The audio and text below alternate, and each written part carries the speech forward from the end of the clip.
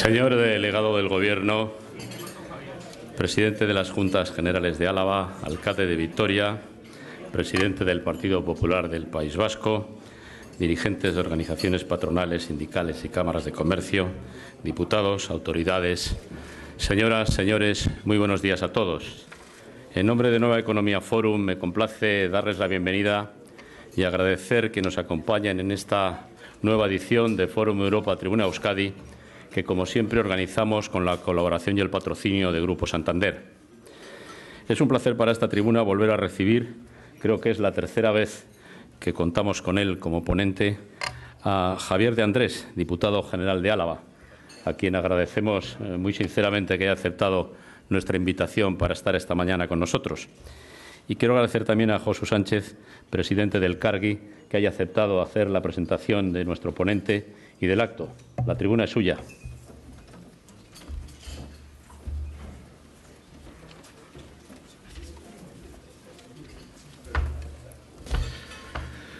Agintari, enpresari eta lagunak egunon guztioi.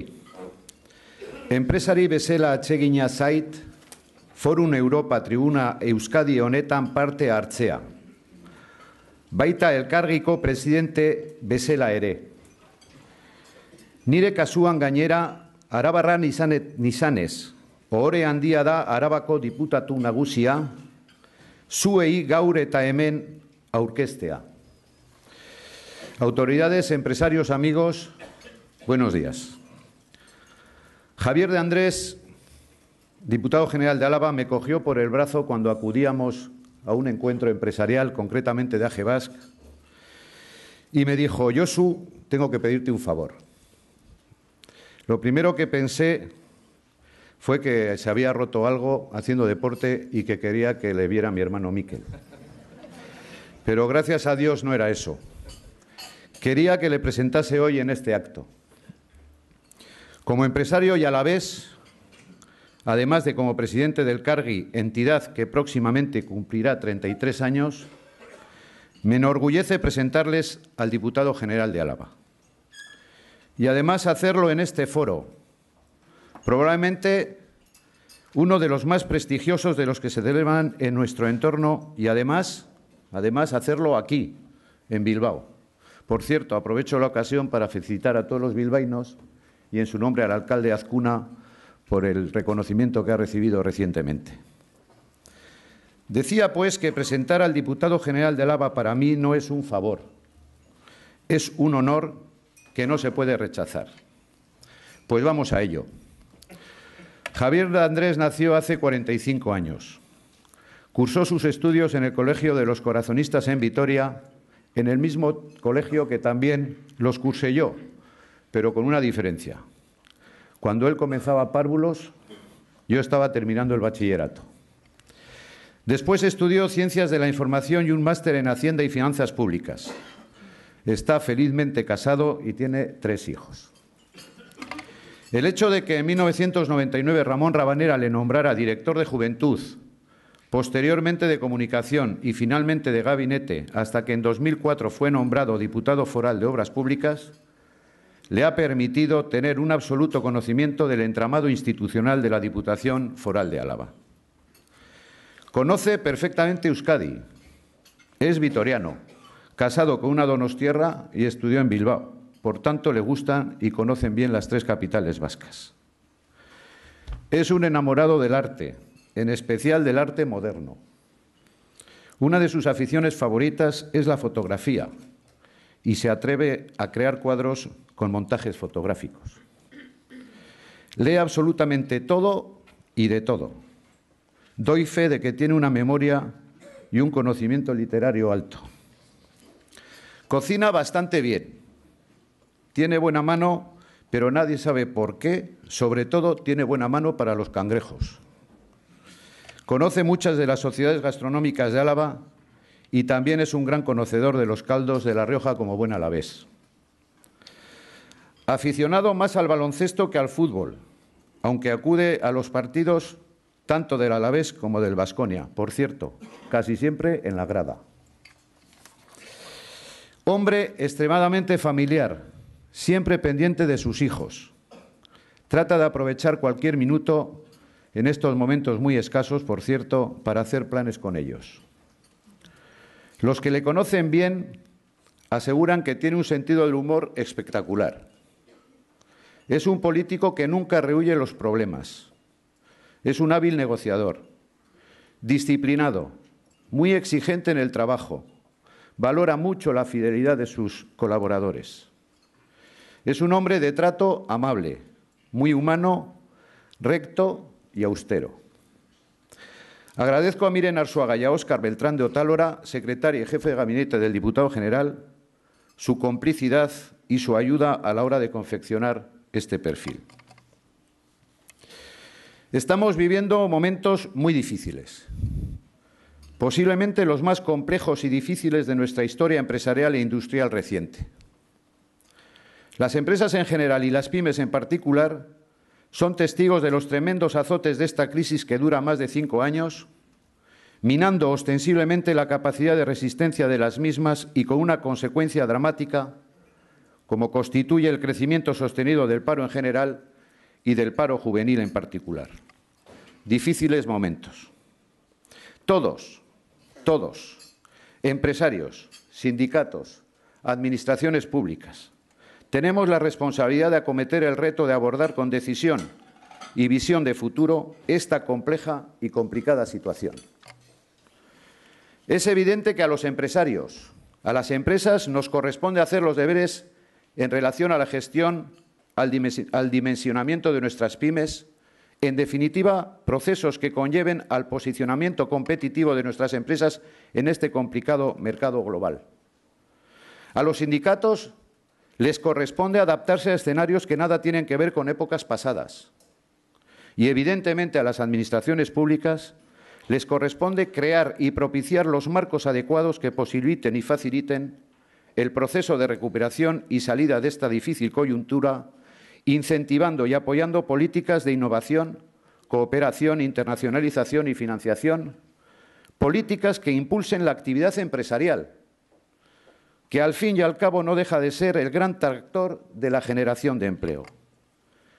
Y en este sentido, el entramado institucional vasco, es decir, el Gobierno vasco y las diputaciones forales, pueden y deben jugar un papel fundamental. Euskadi está necesitado de acuerdos y de decisiones. Y todo ello poniendo en primer lugar los valores que han caracterizado a nuestro pueblo y a nuestras empresas. Esfuerzo, trabajo bien hecho, honestidad, disciplina, responsabilidad y, sobre todo, ética. Dirigir implica ser ético. La ética es el motor y el fundamento de la actividad de las personas que tenemos algún tipo de responsabilidad en esta sociedad, seamos empresarios, sindicalistas, políticos o directivos. Somos los garantes de mantener estos valores y, si lo conseguimos, saldremos de esta. Estoy seguro de que el diputado general comparte estas consideraciones y estoy convencido de que pondrá todo su empeño y saber hacer para que su gestión sea fructífera y redunde en el crecimiento, desarrollo y cohesión social de nuestra querida Araba. Diputado general, tuya es la palabra. Muchas gracias. Eskerrik asko.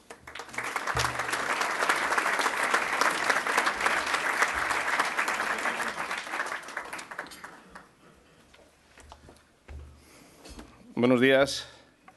Muchas gracias a todos ustedes por su asistencia. Delegado del Gobierno, presidente del Partido Popular, presidente de Juntas Generales, alcalde de Vitoria, queridas amigas, queridos amigos.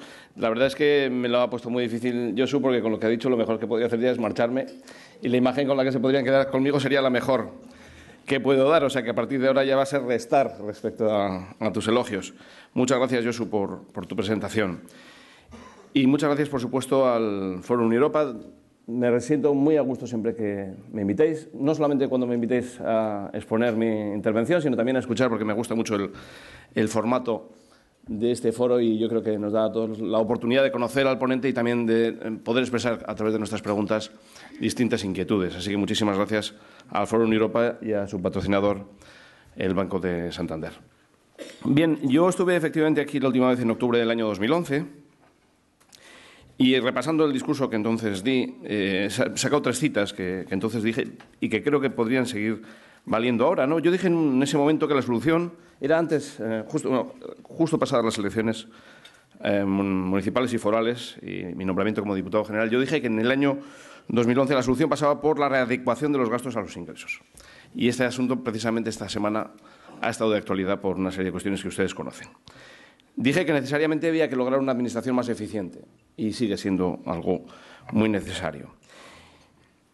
Y dije una cosa que creo sinceramente que tenemos que lograr transmitirla, y es que hay que lograr el orgullo de cada uno de nosotros en la idea de contribuir a la recuperación en lugar de conformarse en culpar a terceros. Es decir, sentir un orgullo por haber contribuido. Y seguramente se contribuye no tomando decisiones cómodas, sino tomando decisiones incómodas y haciendo cosas que nos resultan pues menos agradables que otras que se han podido hacer en otros tiempos. Yo decía entonces, en octubre de 2011, que hasta ahora se había hecho lo políticamente correcto y ahora había que hacer correctamente lo político. Y realmente mantengo lo que dije hace año y medio. La situación hoy es incluso peor que entonces. El crecimiento previsto para Euskadi en el año 2013 es del menos 1,1 para este año. En el caso de España es el menos 1,5. Y tenemos otros datos como, por ejemplo, que China crecerá al 8,2, India al 5,9, Chile al 4,8, México al 3,5, Brasil al 3,1, Estados Unidos al 2, el Reino Unido al 1 y Alemania al 0,6. Consecuentemente, la crisis no es exactamente un problema global y nos encontramos con que es precisamente Europa, y especialmente el sur de Europa, quien tiene un problema adicional al que se vive en otras partes del mundo.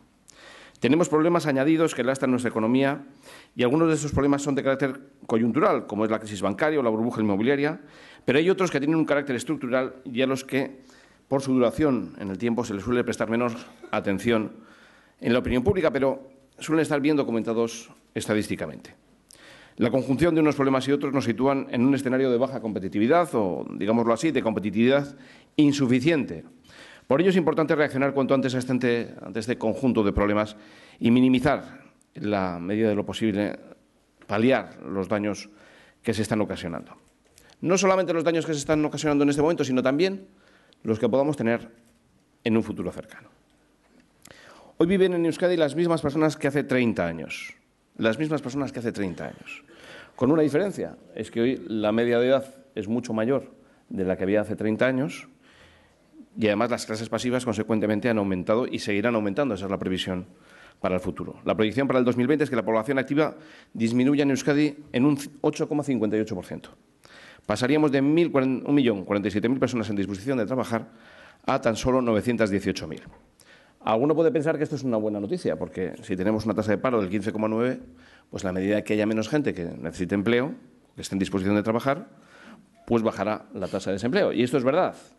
Pero también es cierto que lo que sucederá a la vez es que esas 900.000 personas del año 2020 tendrán que atender y asumir el coste en sanidad y en dependencia de una población en continuo proceso de envejecimiento.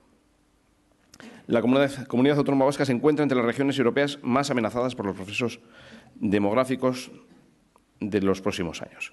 Hay que tener en cuenta que el envejecimiento de la población vasca afecta principalmente a la franja de edad más dinámica laboralmente, que es entre los 25 y los 44 años, hasta el punto en que entre los 25 y los 34 años la población activa va a caer en un tercio en los próximos años, de aquí al 2020. ¿Qué es lo que ha ocurrido para que esto sea así?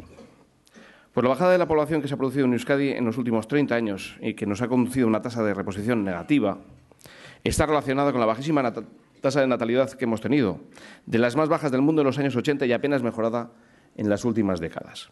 Han sido muchos los jóvenes que han decidido ir a otros lugares de España o del mundo y pocos los que han venido.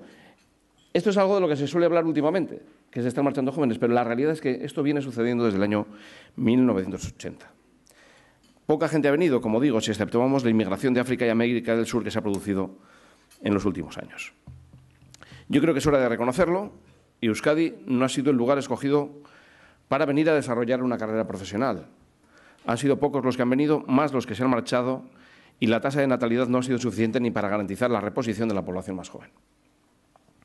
Cada uno puede buscar una explicación a este fenómeno, Pero desde mi opinión, que es desde luego una opinión política, el origen de este comportamiento está en que en Euskadi se ha mirado mucho al ombligo y ha mirado poco al horizonte y poco a nuestro entorno. La violencia política ha tenido mucho que ver en esto. Pero no solo ha sido la violencia política, sino también la presión cultural y social que se han ejercido desde quienes han tenido responsabilidades de gobierno y que naturalmente ha tenido su efecto. Un efecto desalentador por una parte considerable de la población vasca joven que no se ha sentido identificada con el modelo social y político que se establecía en estas décadas. Para resolver este problema de la reducción de la población activa se han propuesto muchas ideas, entre ellas las ya conocidas de ampliación de la edad de actividad laboral, la incorporación de trabajadores de otros lugares de España o del mundo o la mejora de la productividad mediante la formación profesional y la especialización. Y todas ellas seguramente son válidas. Pero yo creo que hay que hacer algo que seguramente es más difícil que esto, que no es fácil. Algo más difícil, pero que creo que es aún más necesario, y es que Euskadi tiene que lograr ser más atractiva. Y para ser más atractiva lo que tiene que hacer es mirar qué es lo que esperan y desean los jóvenes de los países más dinámicos del mundo. Hoy lo que la gente quiere es que haya libertad.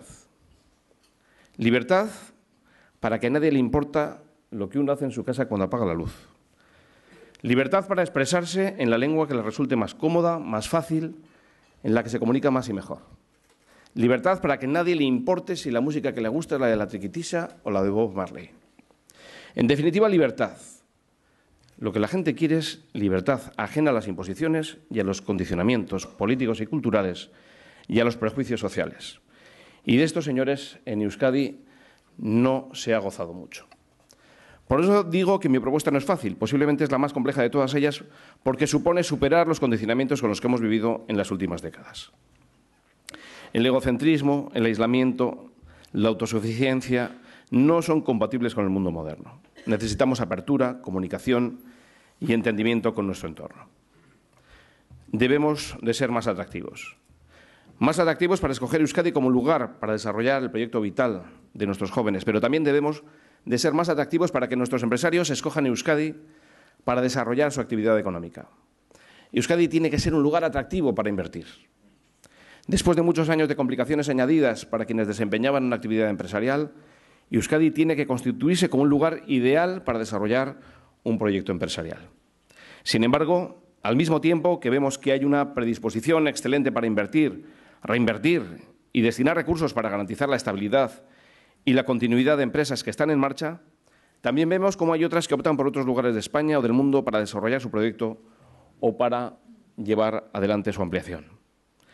Sé que en una economía internacionalizada como la que aspiramos a tener es necesario que nuestras empresas se sitúen en lugares de todo el mundo, pero también creo que en la medida en la que las circunstancias comerciales lo permitan, lo ideal es que el capital se invierta aquí.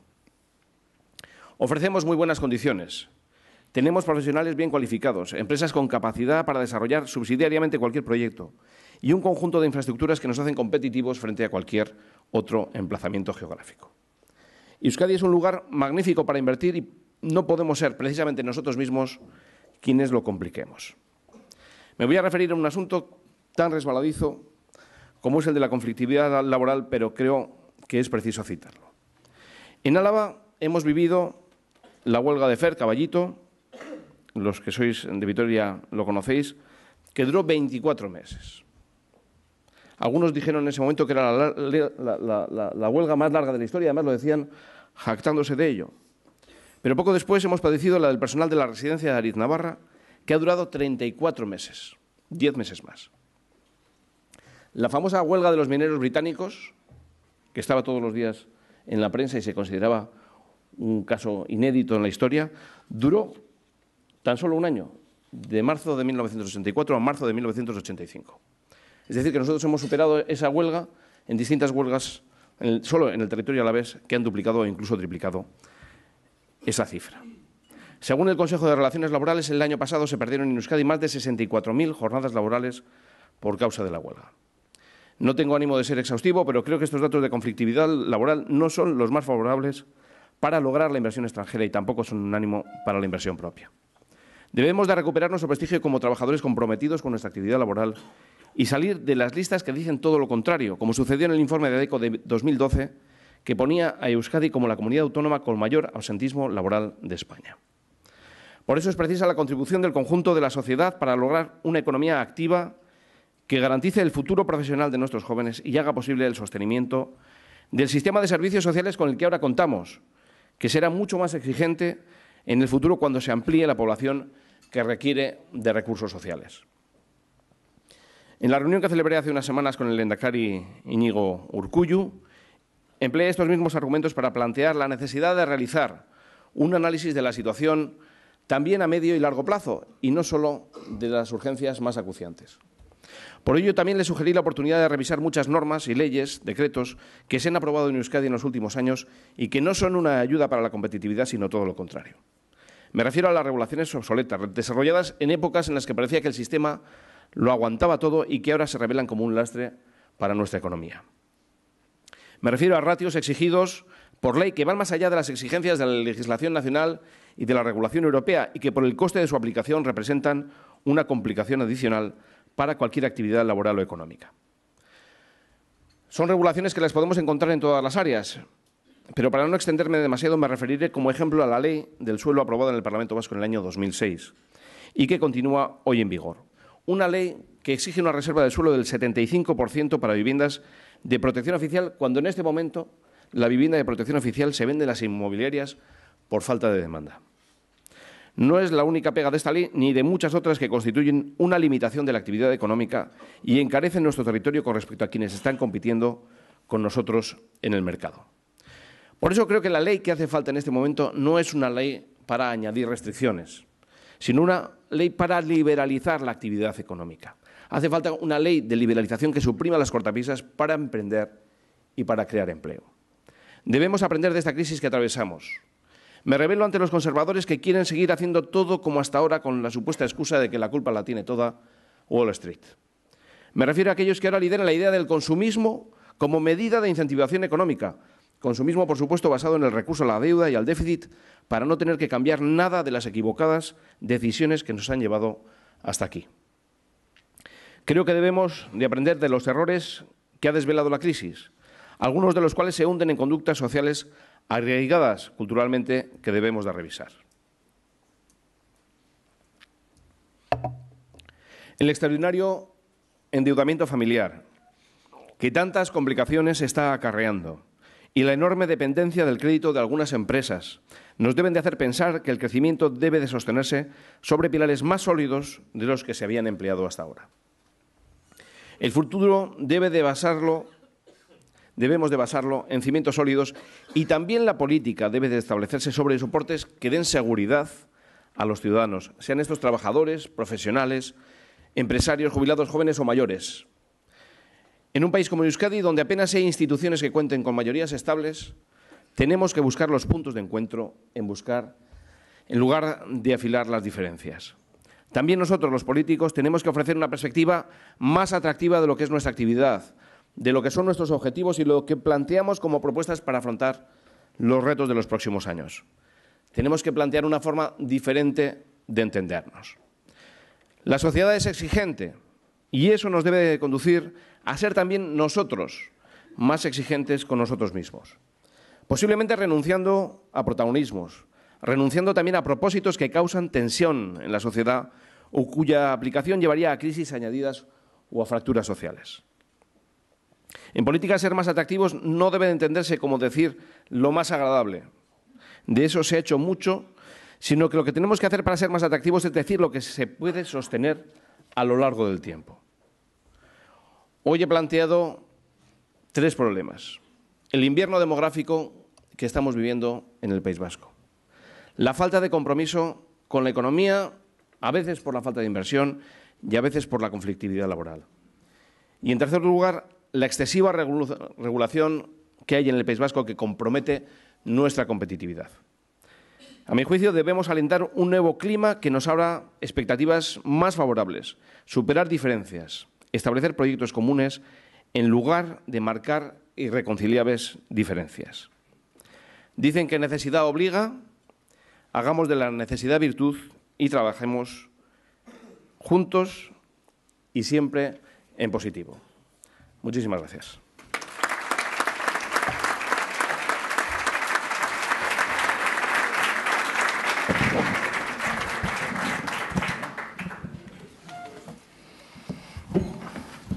Muchísimas gracias, diputado. Pasamos al coloquio, si le parece, previo que tome usted un poco de té. Por empezar por temas generales. La crisis, usted lo ha dicho, dura ya 5 años, está siendo dura, está siendo complicada. Cada año se anuncia, o unos años sí y otros no, se anuncia que pronto va a acabar. ¿Cuál es la posición exacta de Álava en el contexto de la crisis que, entre otras cosas, se está demostrando que no afecta por igual a todos los territorios? Bueno, nosotros la diferencia que podemos encontrar en Álava es que somos primero, un territorio pequeño, con lo cual estamos cualquier modificación que se produzca en nuestros datos se altera mucho hacia arriba o hacia abajo. Digamos que en la medida en que tienes una masa mayor, las oscilaciones que se producen se notan menos, ¿no? En Álava cualquier cosa que va bien se nota enseguida y cualquier cosa que va mal se nota también muy rápido.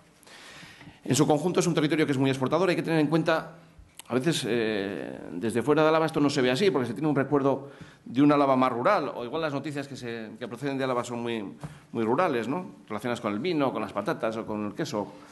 Pero realmente Álava es el territorio más industrial del País Vasco, así de sencillo. O sea, el que tiene más población ocupada, dedicada a la industria. Tiene una industria, además, que es extraordinariamente competitiva y muy exportadora. Somos el territorio más exportador de España. Tenemos también la tasa de actividad más alta de toda España.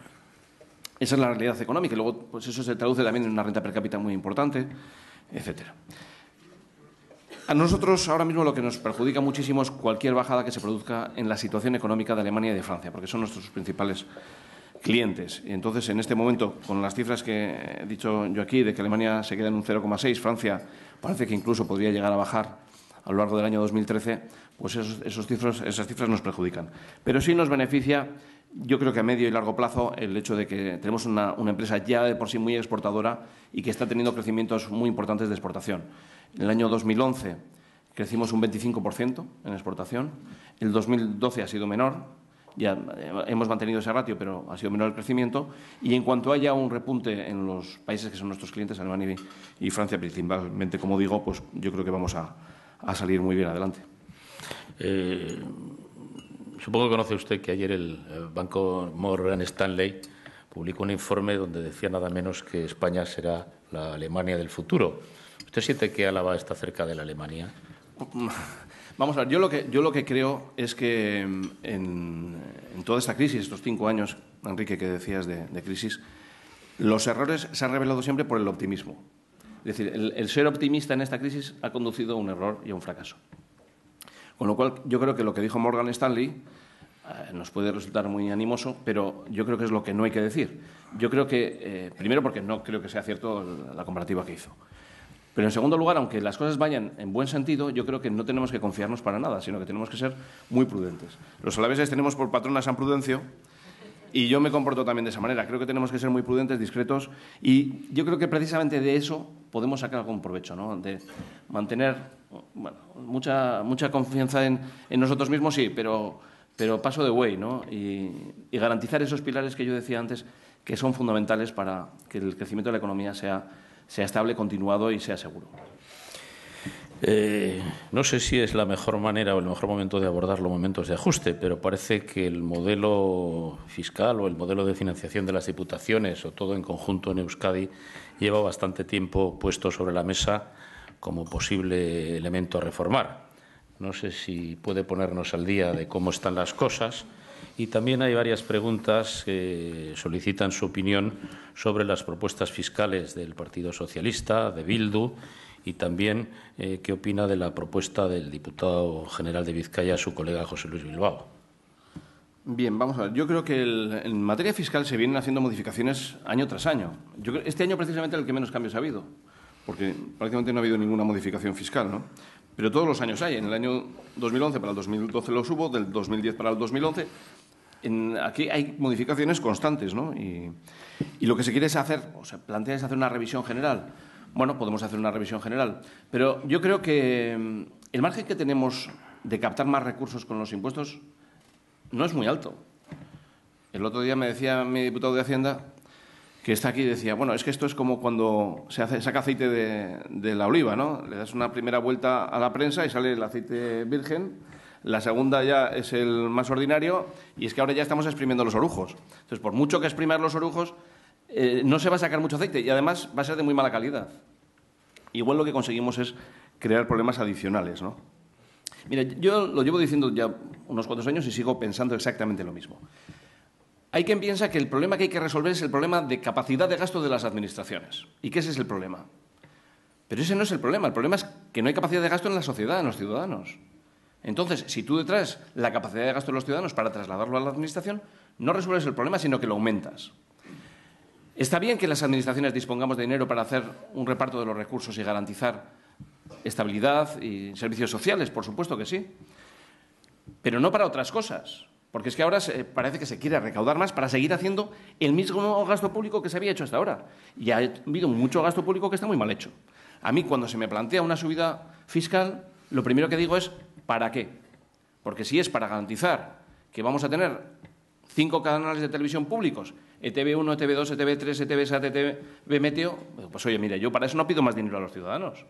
Si me dicen que hay que subir los impuestos a los ciudadanos para seguir garantizando oficinas diplomáticas en todo el mundo que no hacen absolutamente nada y que además el dinero, para colmo, lo gastan en Chile, en México, en Estados Unidos, en Alemania y no lo gastan aquí, digo, pues mira, yo para eso no pido más dinero a los ciudadanos. Entonces, yo creo que cuando se insiste en que tiene que haber una subida fiscal, yo creo que la respuesta tiene que ser ¿para qué? ¿Para qué queréis el dinero que podríamos conseguir de exprimir una vuelta más a la prensa? Pues hay 2 preguntas más relacionadas con esto. La primera es si cree que hay líneas rojas para una subida de impuestos y cuáles serían esas líneas. Bueno, yo creo que hay una línea indudable que es no ser menos competitivos fiscalmente que nuestro entorno. Y cuando digo nuestro entorno no me refiero solamente al conjunto de España, al resto de España, sino me refiero también a otros países que pueden ser competencia con nosotros. Aquí trabajan muchas empresas multinacionales y no podemos hacer un sistema fiscal que no sea atractivo para esas empresas multinacionales. Yo creo que esa es la línea roja, sin lugar a dudas, ¿no? La primera. Y la segunda sería el no ir más allá de aquello que pueda constituir también un desincentivo para nuestra economía, ¿no? Por ejemplo, y contesto también una pregunta anterior respecto a la política económica o fiscal de Bildu y del Partido Socialista que están plasmando en Guipúzcoa, donde han eliminado la garantía que tienen todos los ciudadanos de ese límite de la presión fiscal en el impuesto de patrimonio, que lo convierte ya prácticamente en un impuesto que lo que está haciendo es gravar de tal manera el patrimonio que es, al final tienes que vender tu propio patrimonio para poder pagar los impuestos, ¿no? Eso, aparte de que es inconstitucional, creo que es muy desincentivador. Entonces, yo creo que esa línea, desde luego, no tenemos que emprender. La siguiente se refiere más bien al gasto, a la estructura de las administraciones. ¿Entiende usted a aquellos ciudadanos que piensan que las administraciones no han hecho ningún esfuerzo para gastar menos y mejor y que pasan de informes como el que se hizo en su día sobre la duplicidad de organismos o sobre el muchas veces anunciado y nunca conocido informe sobre el exceso de leyes y normas? Bueno, yo creo que las administraciones sí que están haciendo algo, y unas más que otras, pero bueno, algo sí que están haciendo, pero seguramente no suficientemente y tenemos que seguir ahondando en eso, ¿no? Tenemos un modelo que se ha venido pensando que estaba bien todo gasto público. Y es más, hay algunos que siguen sosteniendo que todo el gasto público está bien y que no hay que repensarlo para nada, ¿no? Y que no hay que hacer ningún ajuste. Yo, desde luego, no lo comparto. Sé que hay cosas que se están haciendo mal. Mira, estamos aprendiendo muchas cosas en la crisis y entre ellas, por ejemplo, estamos viendo cómo algunas decisiones que se están tomando por parte del Gobierno de España en distintas materias, laborales, sanitarias, prestaciones sociales, luego se nos ponen las comparativas de otros países europeos. Y resulta que aquí tenemos algunas prestaciones y algunas condiciones que son mucho más ventajosas que las que pueda tener Holanda, Alemania, que son países a los cuales estamos pidiendo, por favor, que nos ayuden. Es decir, yo quiero mantener el mismo sistema que tengo, no lo quiero tocar, es mejor que el tuyo, Alemania, y para que yo mantenga un sistema que es mejor que el tuyo, por favor, facilítame las cosas, ¿no? Hombre, yo creo que efectivamente tenemos que buscar la eficiencia de las administraciones y ajustarnos a las capacidades reales que tenemos de gasto y de prestaciones sociales en todos los sentidos. Y dentro de eso, nosotros precisamente en Álava lo que estamos haciendo es una priorización del gasto social. Es decir, que la conclusión a la que yo llego de todo nuestro gasto, de toda la estructura de gasto que tiene la Diputación, es la de garantizar el gasto social. Pero hay una serie de cuestiones que también tenemos que racionalizar, incluso dentro del gasto social, ¿no?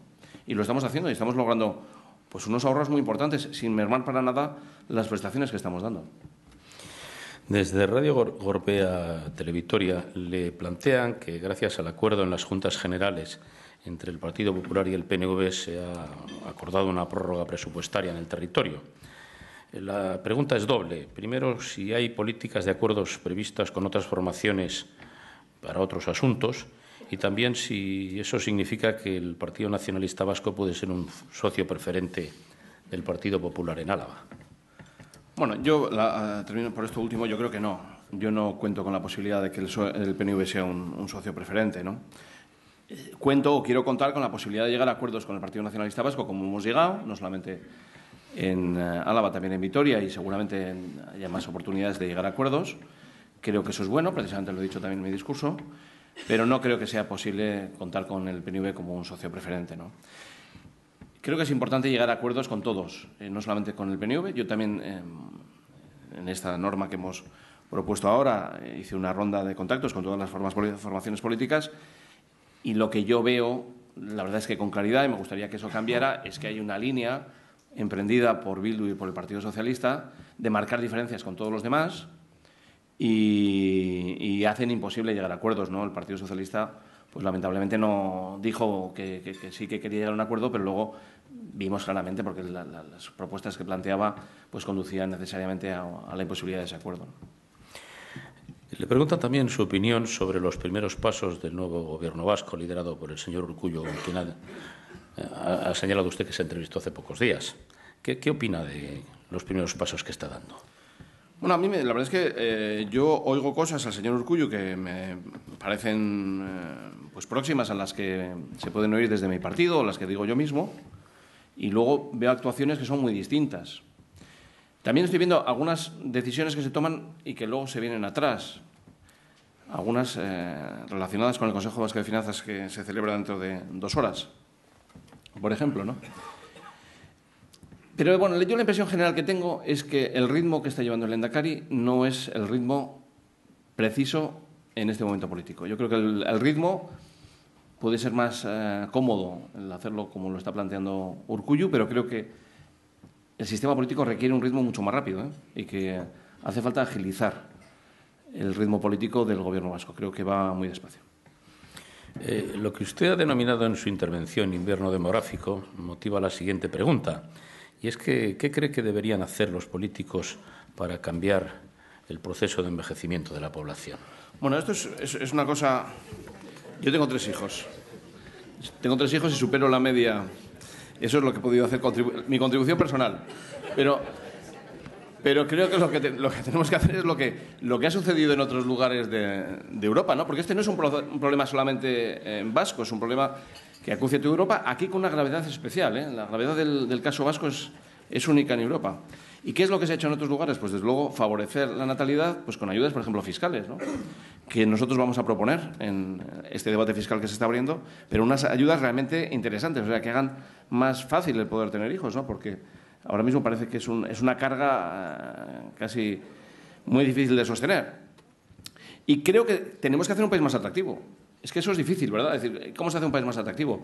Yo decía una serie de cosas. Yo creo que el nacionalismo no ha hecho un país atractivo.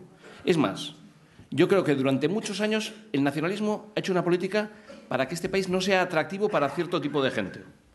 Y es que lo ha conseguido. Ha conseguido que no sea atractivo para mucha gente. Y ha habido mucha gente que se ha marchado. Y no ha habido nadie que haya venido. Y eso es malísimo para un país.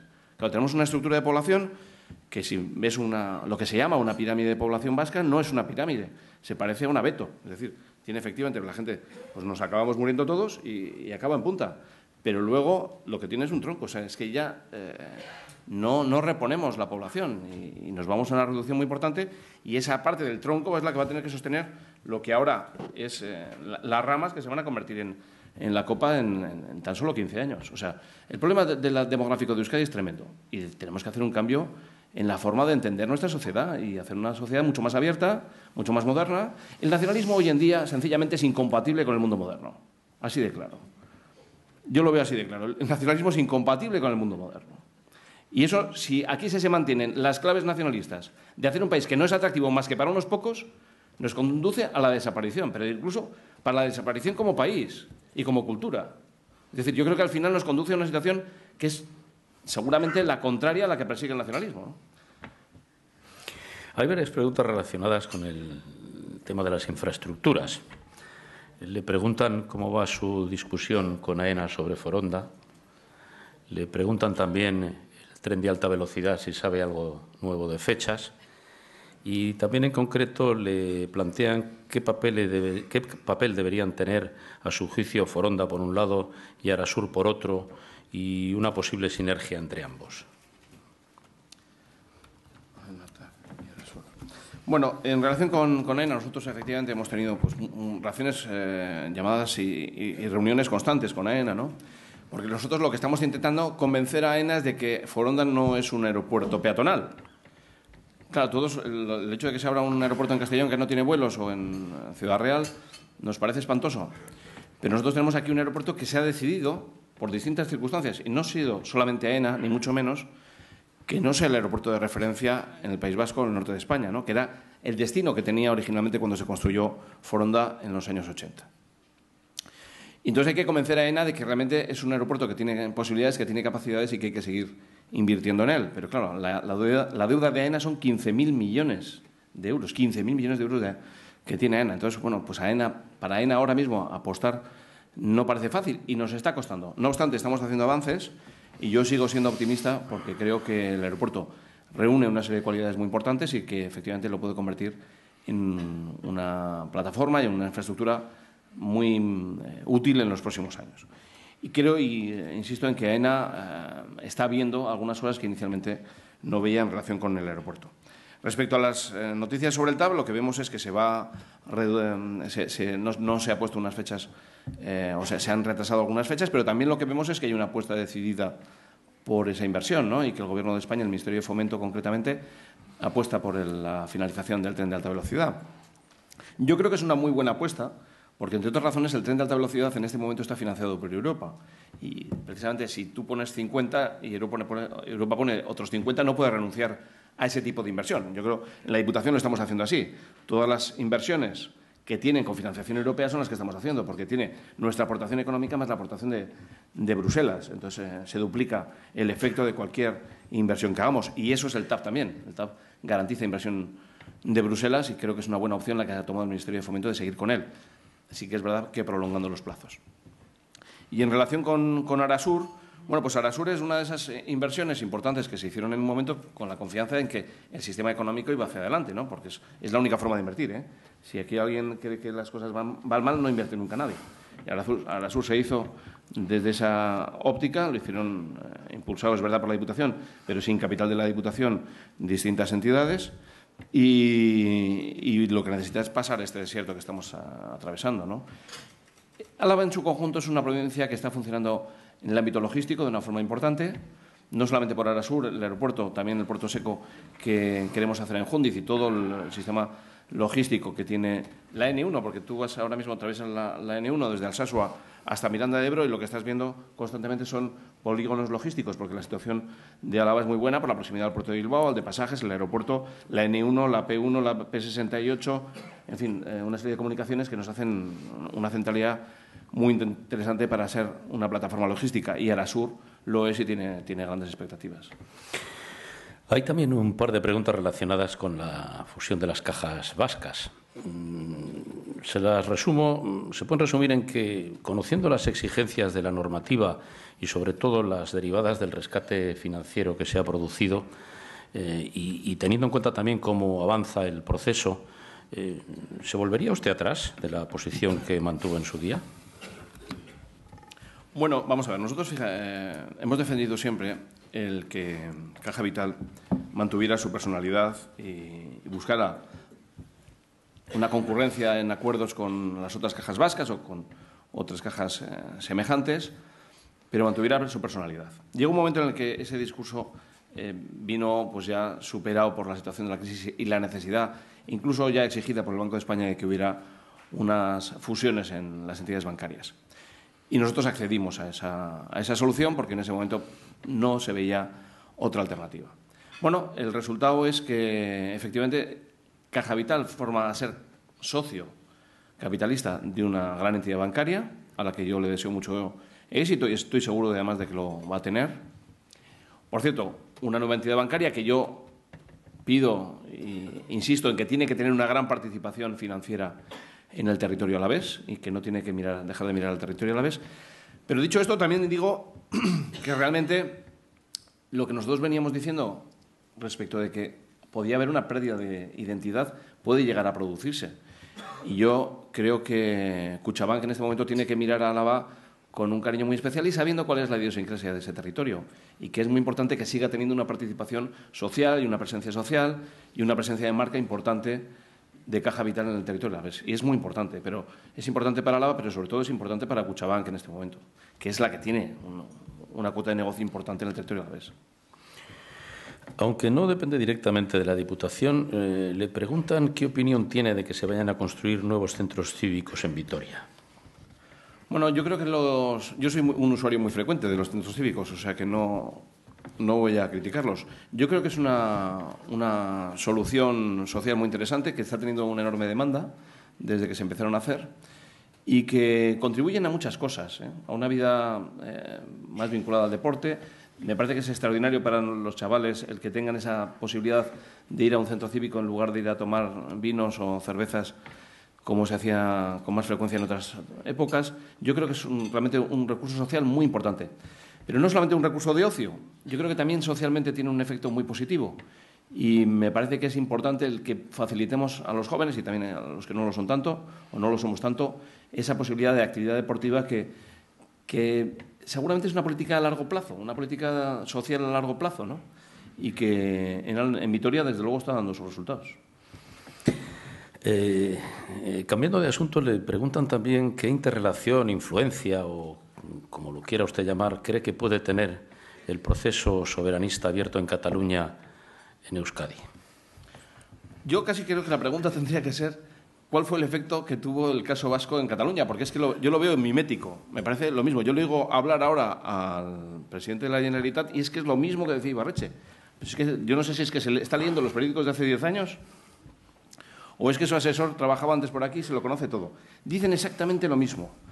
Y yo pienso que el futuro va a ser igual también que el que tuvo Ibarretxe y el proyecto de Ibarretxe, que es el de la frustración.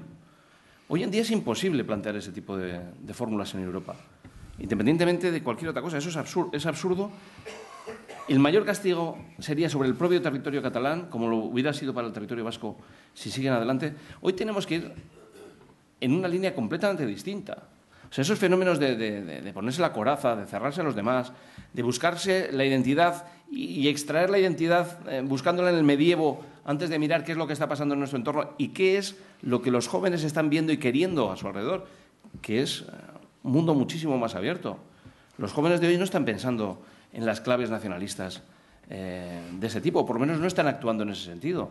Los jóvenes del mundo, me refiero, ¿no? Están actuando en una clave de absoluta internacionalización, de comunicación permanente a través de las redes sociales y también personales, estudiando en otros lugares del mundo. Y yo creo que eso lo que tenemos que hacer es favorecerlo, verlo de una forma natural, sin que eso signifique para nada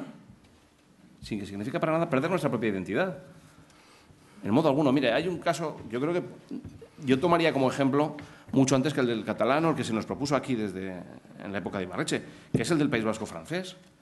Pero cuando uno va al País Vasco francés ve cómo se cuidan todas las estructuras urbanísticas, los caseríos, las cosas singulares del País Vasco que además tenemos en común con ellos, como puede ser la pelota vasca, las danzas o el euskera, pero lo hacen sin ser nacionalistas, con entera naturalidad, con normalidad, y yo creo que esa es la apuesta que tenemos que hacer para nuestro País Vasco dentro de España, hacer lo que se está haciendo en el País Vasco francés, pero hacerlo aquí, sin claves nacionalistas que son de oposición y de identificarse uno mismo siempre con la necesidad de la oposición respecto del otro, en vez de hacer una identidad propia en positivo, sin buscar confrontación con terceros, ¿no? No sé si lo echaba de menos, pero si lo echaba de menos, deje de echarlo de menos, porque hay varias preguntas relacionadas con caso Bárcenas y etcétera. Bueno, se las hago más o menos por orden. ¿Cree usted que el ejemplo dado por el presidente Rajoy obliga a todos los políticos, comenzando por los de su propio partido? ¿El de hacer públicas las declaraciones de Hacienda? Bueno, yo desde luego no tendría ninguna dificultad. Lo que sí que digo, además, es que creo que el primer político, no sé, de toda España que hizo pública su declaración de bienes fui yo. Lo hice en el año, sería el año 2009, cuando todo el asunto del caso de Miguel, que recordarán ustedes, en el cual nosotros pedimos la declaración de bienes que tenía registrada en la Diputación, porque tenía obligación de tenerla registrada, y no se nos quiso facilitar, incumpliendo, por cierto, la normativa de la Diputación. Y al Grupo Juntero Popular no se nos quiso facilitar. Y dijeron que había muchísimas complicaciones. Entonces yo me fui a una rueda de prensa, cogí mi declaración de bienes y la repartí a todo el mundo. O sea que eso yo lo hice. Me parece que lo que ha hecho Mariano Rajoy es una decisión acertada en este momento, porque la gente quiere gestos de ese tipo y hechos que confirmen pues, la mayor transparencia posible dentro de la actividad política, ¿no? Y creo que ha sido acertado hacerlo. Otra pregunta le señala que el Partido Nacionalista Vasco ha pedido el otro día que los cargos de su partido presenten ante el juez de las cuentas bancarias por el caso Bárcenas. ¿Cree que es una buena solución y que ayudaría algo? Bueno, vamos a ver, es que la contabilidad del Partido Popular está a disposición, no por supuesto de los jueces, también del Tribunal de Cuentas y de quien quiera tener acceso a ellas. Es más, se ha publicado ya en la página web. Vamos a ver, toda la contabilidad incluye también la contabilidad bancaria, la situación bancaria. Por supuesto que sí, pero eso es público. Como, por cierto, la mía o la de cualquiera de nosotros la tienen también las diputaciones o la agencia tributaria. En ese sentido, la transparencia creo que existe. Es más, yo creo que en buena medida algunas de las cosas que están ocurriendo, el caso Bárcenas u otros casos de corrupción que cada uno pueda tener en la cabeza, se producen porque la gente que comete esas tropelías no es consciente de la transparencia del sistema. Porque el sistema es que es transparente. Y efectivamente la gente cae por la inocencia de pensar que aquí no se entera nadie de nada. El sistema es muy transparente, es mucho más transparente de lo que se piensa el corrupto. Y yo creo que eso es algo positivo y lo tenemos que ver también en ese sentido. Lo que está revelando el sistema es que saca a la luz cosas que quien cometió el delito no era consciente de que se pudiera acabar revelando, ¿no? Yo creo que es buena la transparencia, hay mucha transparencia y el hecho de que haya transparencia precisamente es la que desvela la aparición de todos estos casos de gente que ha actuado delictivamente sin consciencia de que el sistema no permite esas cosas y además lo saca a la luz. ¿Y usted comprende la estupefacción del ciudadano cuando ve que el que fue tesorero del Partido Popular durante 20 años tiene 22 millones de euros por ahí en cuentas y si cree que habría que hacer alguna autocrítica? Bueno, claro que sí. Creo que sí. Creo que tenemos que hacer una autocrítica respecto de qué es lo que pudo suceder para que esto fuera así. Y además, bueno, pues lo han dicho también otros compañeros míos del partido, como Antonio Basagoiti, que está hoy aquí, ¿no? En fin, cuando nosotros estamos pidiendo a concejales de pueblo que den la cara por el proyecto del Partido Popular a cambio de sencillamente nada, sino complicaciones en su pueblo y con unos y con otros y perder dinero porque tienen que hacer desplazamientos y venir a Vitoria no sé qué y volver a... Y entonces nos encontramos con que quienes estamos pidiendo esto y quienes están actuando de esa manera, me refiero a los concejales dando la cara, pasan estas cosas, pues yo creo que la mayor decepción nos la llevamos nosotros mismos, ¿no? Aparte de que el conjunto de la sociedad española pues se puede indignar, pero creo que precisamente en el País Vasco es donde nos sentimos más decepcionados.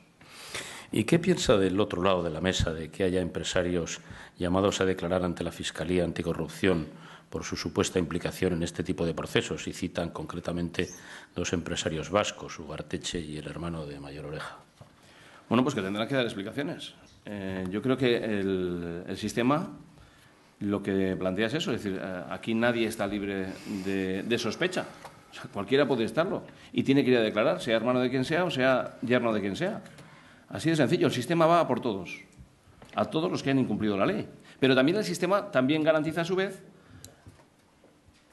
una serie de garantías procesales, individuales, que también tenemos que respetar, ¿no? O sea, son las dos cosas. Aquí nadie está exonerado de tener que dar cuenta de lo que ha hecho y a la vez aquí todo el mundo tiene garantías de que si no ha cometido ningún delito pueda seguir actuando con libertad y con la entera honorabilidad que le corresponda, ¿no? Sí, pero la pregunta yo creo que se refería más a si cree que se señala demasiado más a los políticos que a los que están, al otro lado de la mesa y que son empresarios a veces. Pero lo importante es dónde está la responsabilidad, porque es verdad que el foco mediático puede estar en un sitio o en otro, pero lo importante aquí no es el foco mediático. En el fondo, al final del todo, lo importante no es el foco mediático. Lo importante del todo es la responsabilidad individual de cada uno de ellos. Y la responsabilidad individual se tendrá que depurar en el caso de que haya efectivamente responsabilidades, y si no las hay, pues habrán sufrido un quebranto en su imagen, pero no tendrán responsabilidades, ¿no? La última que le traslado tiene que ver con esto también, pero en sentido más genérico y no solo de su partido. Se refiere al descrédito de la política o de los políticos, no sé qué está más desacreditado, según las encuestas. ¿Qué cree que se puede hacer? Pues yo creo que tenemos que, es decir, el que se meta en este oficio de la política, en esta actividad, pues tiene que ser consciente de que no se puede actuar como algunos han actuado, ¿no? Que el sistema te va a poner contra las cuerdas. Es que esa es la realidad. El sistema es que el nivel de controles que existen en la actividad pública creo que solamente se conocen cuando estás dentro de la actividad pública. Es permanente, o sea, la cantidad de firmas que tiene que llevar cada papel es enorme. Entonces, si te saltas cualquier cosa de esas, pues se desvela a través del Tribunal de Cuentas. Aquí tenemos a su presidente, o al Tribunal de Cuentas de España, o los fiscales, en fin. Yo creo que eso, en buena medida, ha sucedido eso, ¿no?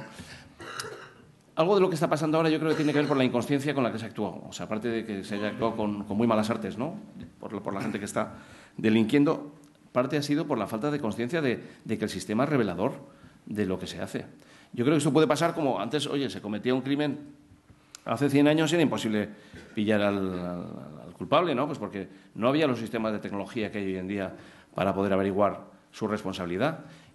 Y en el ámbito delictivo de la contabilidad pública, pues seguramente igual hace 100 años era diferente, pero es que ahora es que no te salvas. O sea, la contabilidad es muy rigurosa, muy estricta y hay cantidad de filtros. ¿Pero cree que hay algún factor añadido a la corrupción que está alejando a los ciudadanos de la política o a la política de los ciudadanos, a los políticos de los ciudadanos, como lo quiera ver? Pues seguramente sí. Yo creo que eso sería absurdo pensar que todo este tipo de cosas no lleven a un desapego. Vamos a ver, los que más desapego pueden llegar a tener somos precisamente los que estamos vinculados a la política, ¿no? Es decir, bueno, vamos a ver, si hay algunas cosas que llegan a ser ciertas o cosas que hemos visto que efectivamente son ciertas, ¿no? Ahí está el caso de Baleares, pues bueno, pues no, desde luego no nos dan mucha confianza a nosotros mismos, ¿no? Entonces, si yo lo padezco de esa manera, ¿por qué no lo va a padecer el conjunto de la sociedad y tener una cierta desafección o una gran desafección? Yo creo que esto también se curará precisamente aplicando la justicia. Y yo en eso tengo confianza, ¿no? Que la justicia se aplique y que el sistema garantice que efectivamente va a preservar la justa contabilidad del dinero público. Sí, pero yo, perdone que insista, le hacía la última pregunta más en relación a la sensación que reflejan las encuestas que tienen los ciudadanos, o muchos ciudadanos, de que los políticos se ocupan poco de los problemas reales de la gente y se ocupan como de otras cosas. Pues no, eso yo creo que la actividad política en su conjunto, desde luego nos dedicamos y mucho a la cosa pública, ¿no? Puede haber esa impresión, bueno, pues estas cosas desde luego lo enturbian todo. Y enturbia a quien está haciendo las cosas con la mejor fe, con la dedicación más acendrada en sacar adelante el proyecto. Sí, es comprensible que haya esa decepción. Y, bueno, pues precisamente por eso trabajamos, ¿no? Para restituir confianza en el sistema. Y, desde luego, me gustaría contribuir a ese objetivo. Muy bien, pues, diputado, agradecerle una vez más que nos haya acompañado esta mañana. Y yo paso la palabra a José Ignacio Polidura, su director general y responsable territorial de Grupo Santander, que va a cerrar el acto. Muchas gracias. Buenos días a todos. Don Javier de Andrés, el diputado general de Álava, Josu Sánchez, presidente del CARGI, autoridades, empresarios, amigos, amigas, muy buenos días a todos. Es para mí una satisfacción estar en este foro una vez más y me alegra comprobar la fuerza con la que estrenan estas citas del Fórum Europa este 2013 en Euskadi y la fuerza con la que empiezan. Ojalá estuviera igual de convencido que el año en lo que a economía se refiere arrancara con el mismo empuje. Sin embargo, vivimos momentos en los que hacer previsiones y cálculos es tarea casi imposible. este es un momento en la vida socioeconómica de Euskadi que mezcla expectativas e incertidumbres, oportunidades y dificultades. Y eso no es ajeno al resto del entorno del país y de Europa. Ya que me toca poner el cierre a este acto, quisiera hacerlo hablando de un concepto intrínsecamente unido a la economía. Especialmente en los tiempos en que vivimos, ese concepto es la confianza. Confianza en nosotros mismos y en las capacidades de nuestro país. Desde hace unos meses, como ustedes habrán visto, nuestra entidad Santander está inmersa en una campaña que pretende ponerlo de manifiesto. Quizá hayan visto el anuncio en televisión y nuestras oficinas decoradas con esos carteles. Carteles que hablan de confianza. No es una campaña publicitaria. Es algo en lo que creemos profundamente, porque muchos de ustedes así nos lo han transmitido. En nuestro país hay muchas personas, muchas ideas y muchos proyectos en los que confiar. Hemos salido de otras circunstancias igual de difíciles y lo hemos hecho juntos. Y que es precisamente ahora cuando más necesitamos creer en nosotros mismos y en nuestras posibilidades. Banco Santander es hoy una referencia en la banca internacional por su seriedad, solidez y prestigio de marca. Una entidad que comienza este año fortaleciendo su red de oficinas al pasar de 3.000 a 4.000 tras la unión en una única marca de las sucursales de Banesto y Baniz. Y como le gusta decir a nuestro presidente, cada día tiene su afán. La estrategia de tener dos redes comerciales en España y una red de banca privada de alta renta separadas tenía sentido en el pasado y en un entorno económico diferente, distinto. Ahora, en un contexto de profunda reestructuración del sector, cuando vamos a pasar de 50 entidades a unas 12 entidades en todo el territorio, y todas ellas de gran tamaño, tiene mucho más sentido operar con una sola marca, la marca Santander, sobre todo porque nuestros clientes y accionistas ganan con esta operación. Bien. Como quizás sepan, nuestro banco, a través de Santander Universidades, ha puesto en marcha la segunda convocatoria del programa Becas Santander CRUE CEPIRME, que ofrece 212 becas a alumnos de las universidades del País Vasco, Deusto y Mondragón para realizar prácticas profesionales en pequeñas y medianas empresas vascas en 2013. Esta iniciativa del banco ha ofertado entre 2012 y 2013 un total de 7.500 becas y 13,5 millones de euros a estudiantes universitarios de grado y máster en el País Vasco. Esta iniciativa va a permitir realizar prácticas a 322 universitarios vascos entre 2012 y 2013 con una inversión de 580.000 euros. También les diré que el 40% de los estudiantes que participó en este proyecto el año anterior ha continuado trabajando en la empresa en la que hizo prácticas, bien mediante la ampliación de beca o como empleado. El objeto del programa es completar la formación de los estudiantes, acercarles al ámbito profesional, ampliar sus conocimientos y favorecer su contacto con empresas que podrían facilitarle su inserción laboral. Eso es para nosotros la confianza. Por supuesto, confiamos en las empresas, los proyectos y los empresarios vascos. Como les he reiterado en anteriores encuentros, sabemos que Euskadi cuenta con elementos diferenciales que le han dado una mayor resistencia. Entre ellos, sin duda, el más importante es el haber creído en la necesaria apertura al exterior que nos está permitiendo equilibrar nuestra balanza exterior y el carácter de sus empresarios, su profesionalidad, su capacidad de anticipación. Que haya sociedades como el Cargi, representadas hoy aquí por su presidente, dispuestas a entender esa apuesta de futuro y colaborar con ella, es fundamental. Sepan que cuentan con nosotros, con nuestra alianza en estos proyectos tan necesarios. Innovación, tecnología, internalización y, añadiría, seriedad y rigor profesional son las condiciones indispensables en el modelo de crecimiento económico de futuro.